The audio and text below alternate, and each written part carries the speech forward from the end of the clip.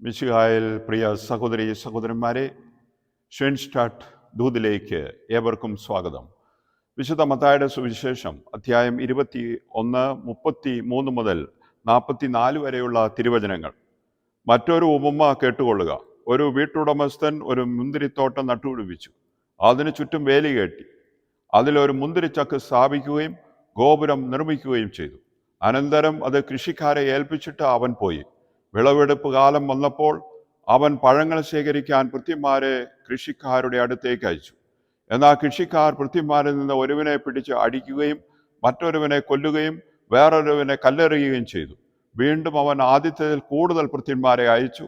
അവരോടും കൃഷിക്കാർ അപ്രകാരം തന്നെ പ്രവർത്തിച്ചു. പിന്നീട് അവൻ എൻ്റെ പുത്രനെ അവർ ബഹുമാനിക്കുമെന്ന് പറഞ്ഞ് സ്വപുത്രനെ തന്നെ അവരുടെ അടുക്കലേക്ക് അയച്ചു. അവനെ കണ്ടപ്പോൾ കൃഷിക്കാർ പരസ്പരം പറഞ്ഞു, ഇവനാണ് അവകാശി, വരുവിൻ നമുക്കിവനെ കൊന്ന് അവകാശം കരസ്ഥമാക്കാം. അവർ അവനെ പിടിച്ച് മുന്തിരിത്തോട്ടത്തിന് വെളിയിലേക്ക് എറിഞ്ഞ് കൊന്നുകളഞ്ഞു. അങ്ങനെയെങ്കിൽ മുന്തിരിത്തോട്ടത്തിൻ്റെ ഉടമസ്ഥൻ വരുമ്പോൾ അവൻ ആ കൃഷിക്കാരോട് എന്തു ചെയ്യും? അവൻ പറഞ്ഞു, അവൻ ആ ദുഷ്ടരെ നിഷ്ഠൂരമായി നശിപ്പിക്കുകയും യഥാകാലം ഫലം പുറപ്പെടുവിക്കുന്ന കൃഷിക്കാരെ മുന്തിരിത്തോട്ടം ഏൽപ്പിക്കുകയും ചെയ്യും.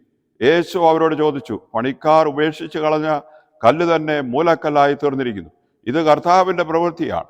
നമ്മുടെ ദൃഷ്ടികൾക്ക് ഇത് അത്ഭുതകരമായിരിക്കുന്നു എന്ന് വിശുദ്ധ ഗ്രന്ഥത്തിൽ നിങ്ങൾ വായിച്ചിട്ടില്ലേ? അതുകൊണ്ട് ഞാൻ നിങ്ങളോട് പറയുന്നു, ദൈവരാജ്യം നിങ്ങളിൽ നിന്ന് എടുത്ത് ഫലം പുറപ്പെടുവിക്കുന്ന ജനതയ്ക്ക് നൽകും. ഈ കല്ലിൽ വീഴുന്നവൻ തകർന്നു പോകും. ഇത് ആരുടെ മേൽ വീഴുന്നുവോ അവനെ അത് ധൂളിയാക്കും. നമ്മുടെ കർത്താവായ മിശിഹായിക്ക് സ്തുതി. മിശിഹായിൽ പ്രിയ സഹോദരി സഹോദരന്മാരെ, ഈശോ മാനസാന്തരത്തിൻ്റെ ഫലങ്ങൾ പുറപ്പെടുവിക്കാനായിട്ട് ഈ നോമ്പുകാലത്തിൽ വീണ്ടും നമ്മളെ ക്ഷണിക്കുകയാണ്.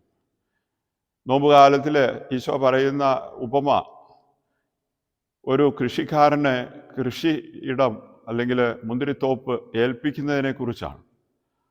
അവര് മുന്തിരിത്തോപ്പ് വളർത്താനായിട്ട് പരിശ്രമിച്ചു. പലരും ആ മുന്തിരിത്തോപ്പിലേക്ക് ചെല്ലുകയാണ്. യജമാനൻ അയക്കുന്ന പലരെയും ഈശോ ഇവിടെ സൂചിപ്പിക്കുന്നത് പ്രവാചകന്മാര് മുന്തിരിത്തോപ്പായ ഇസ്രായേലിലേക്ക് പലപ്പോഴും കടന്നു വന്നു. അവരോട് മാനസാന്തരത്തിൻ്റെ വഴിയിലേക്ക് കടന്നു വരാൻ ആഹ്വാനം ചെയ്തു. അവരെ ആ പ്രവാചകന്മാരെ എല്ലാം വധിക്കുകയും അവരെല്ലാം പുറന്തള്ളുകയും ചെയ്തു.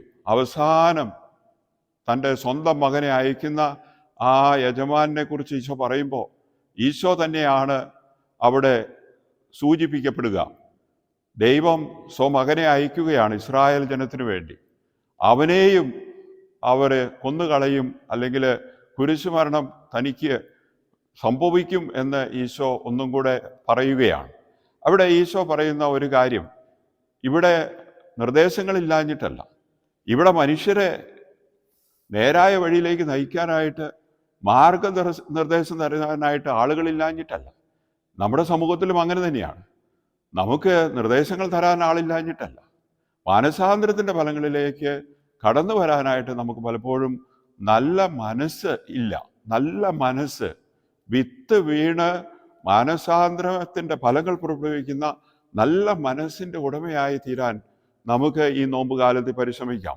നിർദ്ദേശങ്ങൾ വചനത്തിലൂടെ തിരുസഭയിലൂടെ പരിശുദ്ധാത്മാവ് നൽകുന്ന നിർദ്ദേശങ്ങൾ സ്വീകരിച്ചുകൊണ്ട് ഓരോ ദിവസവും ജീവിതത്തിൽ മുന്നേറുവാൻ നമുക്ക് തീരുമാനമെടുക്കാം.